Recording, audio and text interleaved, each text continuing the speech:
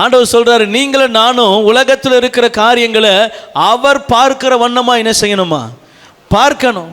அதுதான் ஆண்டவருடைய பிள்ளைன்றதுக்கு அடையாளம். அதுதான் ஆண்டவருடைய பிள்ளையா நாம் இருக்கிறதுக்கு உண்டான. ஆமா, ஏன்னா ஆண்டவர் பார்க்கிற விதம் வேற. ஆண்டவர் இல்லாததை இருக்கிறத போல என்ன செய்வார்? பார்ப்பார். வரி பணம் கேட்குறியா? இந்தா அங்கே போ, ஒரு துணியில் போட்டு மீன் வரும். மீன் வாயில் என்ன இருக்கும்? மீன் வாயில் பணமாக இருக்கும்?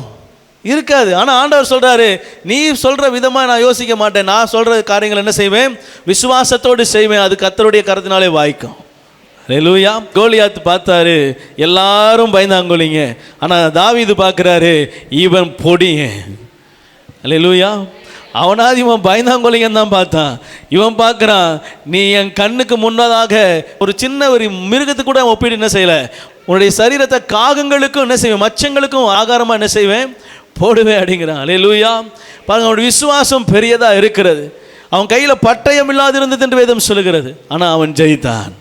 காரணம், கர்த்தருடைய பிள்ளை எங்கேயும் எப்பவும் என்ன செய்வாங்க? ஜெயிப்பாங்க. காரணம், அவங்க கர்த்தருடைய சமூகத்தில் இருக்கிற பிள்ளைகள். அல்லேலூயா. உலக கண்ணோட்டத்தில் பார்க்கிறவன் ஆண்டவருடைய பிள்ளை. அவனுடைய வளர்ச்சியை பார்க்குறீங்கன்னா, அவனுடைய ஆசீர்வாதத்தை பார்க்குறீங்கன்னா, அது உண்மையாக வந்ததுன்னா அது ஆசீர்வாதம். உண்மையாகவே நியாயமாய் வந்ததுன்னா, ஆண்டவர் சொல்கிறாரு வேதத்தில், நீதிமானுடைய கொஞ்சம் உத்தமம்.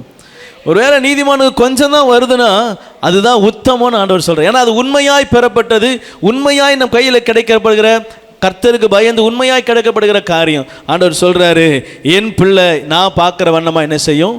பார்க்கும். ஆமென். நீங்கள் பார்க்குற பார்வை எப்படி இருக்கணும்? ஆண்டவர் பார்க்கிற வண்ணமாய்.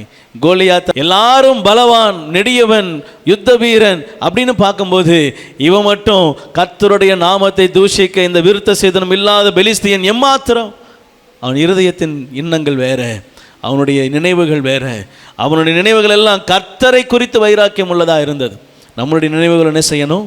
அப்படியா இருக்குமானா ஆண்டவர் சொல்கிறாரு, நீ என் பிள்ளை. ஆமென்.